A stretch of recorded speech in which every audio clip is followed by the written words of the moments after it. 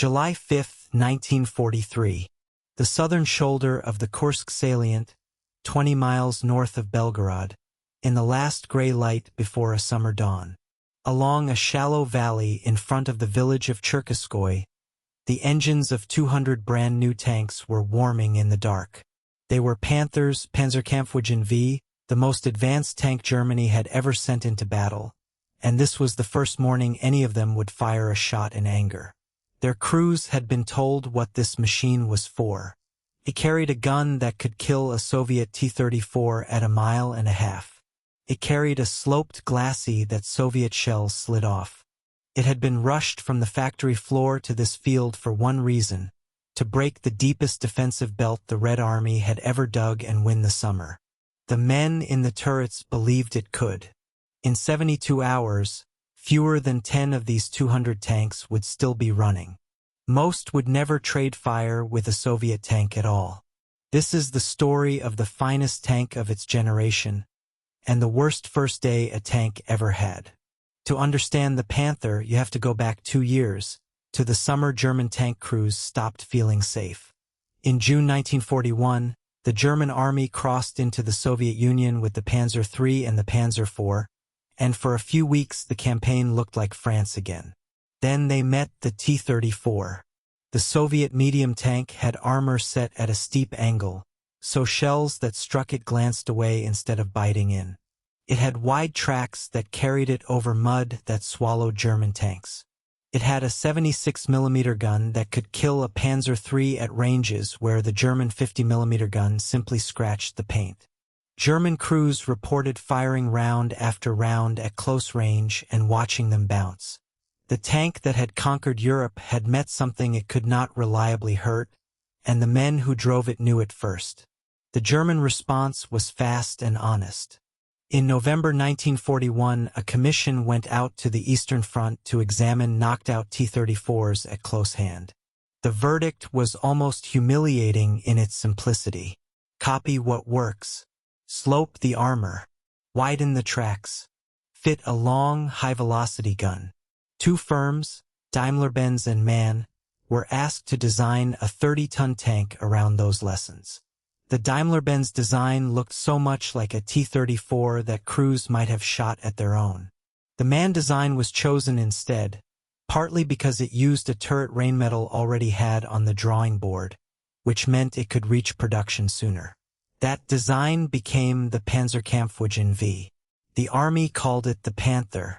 What MAN delivered was, on paper, a magnificent weapon. The gun was a 75mm piece, the KWK-42, with a barrel 70 calibers long. That long barrel drove the armor-piercing shell out of the muzzle at 935 meters per second, faster than the gun on the Tiger. At 100 meters, it punched through 138 millimeters of steel.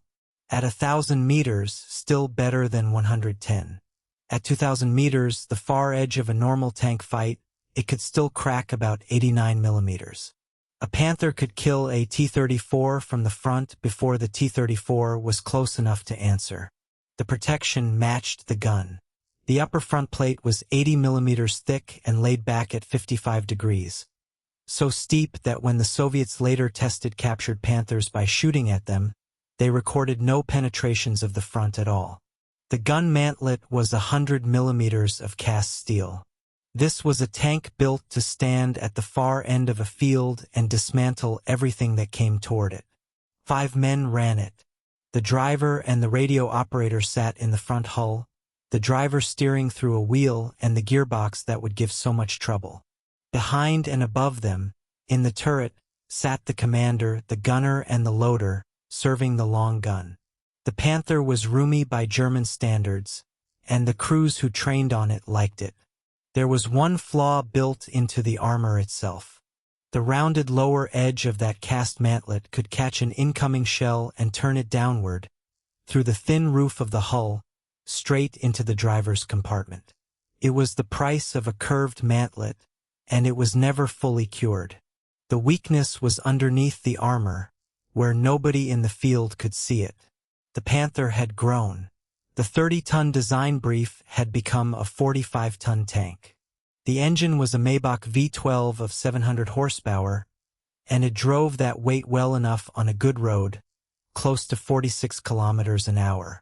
But that engine sat in a cramped, sealed bay where it ran hot, and fuel and oil leaked onto surfaces hot enough to light them. Panthers caught fire from the inside, without a shot being fired at them. Worse, the final drives, the gears that turned engine power into track movement, had been designed for a lighter tank. Under 45 tons in soft ground, they stripped their teeth and failed. The Panther could outshoot anything on the battlefield, as long as it could reach the battlefield and stand still long enough to aim. None of this was fixed when the order came to use them. Adolf Hitler had a plan for the summer of 1943, a pincer attack on the Soviet bulge around Kursk called Operation Citadel, and he had convinced himself that the new tanks would make it work. He postponed the offensive again and again through the spring, waiting for enough Panthers, Tigers, and heavy assault guns to reach the front. Every week he waited, the Red Army dug deeper, until the Kursk salient held minefields hundreds of thousands of mines strong and belt after belt of anti-tank guns. The man responsible for Germany's tank arm, Heinz Guderian, thought the whole idea was a mistake. He had asked why Germany needed to attack at Kursk at all, and he doubted the Panther was ready for anything. He would later write that the Panthers burned too easily and that their fuel systems were not properly protected. He was overruled.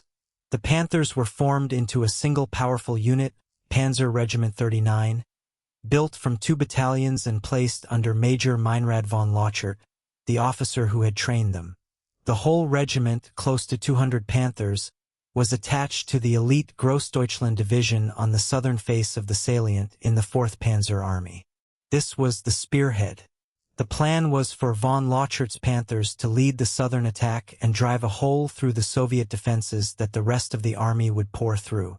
It was the largest concentration of the newest tank in the world, and it had never fought. The crews had barely had time to learn their machines. The 2 battalions were formed and equipped in a rush over the spring, and many drivers had only a few hours on a tank that handled unlike anything Germany had built before. They would learn its faults in combat, which is the most expensive classroom there is. It began to come apart before it reached the enemy. Simply moving the regiment up to its start line cost tanks. Engines overheated, final drives failed, and by 8 in the morning on July 5th, before the assault even began, 16 Panthers had already broken down on the approach. That left about 184 running out of 200. At 8:30 the regiment rolled forward toward Cherkasskoye, and almost at once it drove into the ground the Soviets had prepared for exactly this. In front of the village lay a marshy stream and a ravine, and the low ground had been sown with mines and covered by anti-tank guns. Panthers bogged in the mud. Panthers threw tracks on mines. Panthers that stopped to help others were hit by Soviet gunners who had ranged the ground weeks before. Engine fires started along the valley. By the end of the first day, around 18 Panthers were out of action, and most had been stopped by mines, mud, and their own machinery rather than by enemy tanks. The ground itself had been turned into a weapon. The Soviet 6th Guards Army had spent months layering this sector with minefields, anti-tank ditches and gun pits sited to cover every approach. Defenses drawn deeper than anything the German army had attacked before. When the Panthers did break into clear ground and find a target, they showed exactly what the design could do. Crews knocked out T-34s at ranges beyond a mile, well outside the distance at which the Soviet tanks could hurt them back, and Soviet accounts admitted the new German tank could kill from further off than they were used to. Those moments were real. They were also rare, and every one of them was bought by getting a fragile machine across ground that kept breaking it. It got worse from there.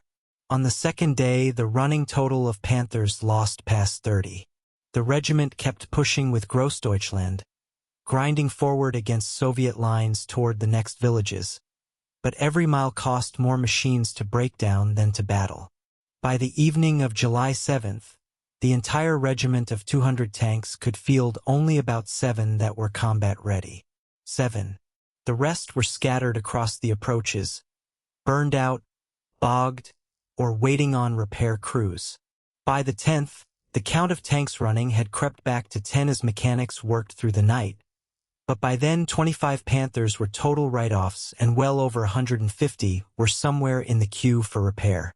Here is the strange part, and it is the key to the whole story. When a Panther was running and pointed at the enemy, it did exactly what it was designed to do. Its gun and its armor dominated.